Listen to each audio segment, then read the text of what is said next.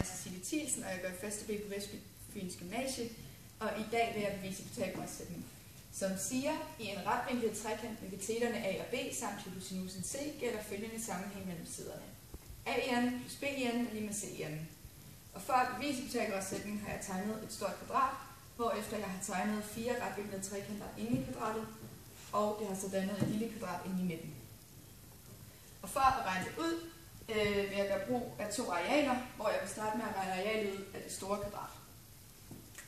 Og det siger A plus B gange A plus B, som jo også er A plus B i anden. Dermed siger vi A i anden plus B i anden plus det dobbelte produkt, som er 2AB. Og så har vi regnet det første areal. Nu vil jeg regne det andet areal, som er arealet af det lille kvadrat inde i midten og de 4 trekanter. For at regne arealet af det lille kvadrat inde i midten, siger vi C gange C, lige med C i anden, da det jo er det samme.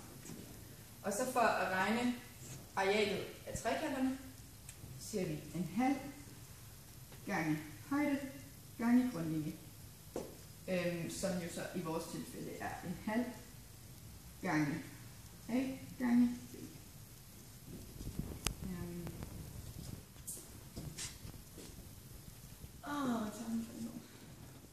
Herefter siger vi så C i anden plus 4 gange en halv A B.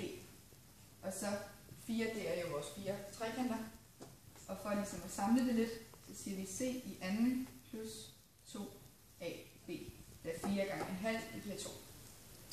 Nu vil vi så samle det herover, så det hedder A i anden plus B i anden plus det dobbelte produkt 2AB lige med C i anden plus det dobbelte produkt 2AB.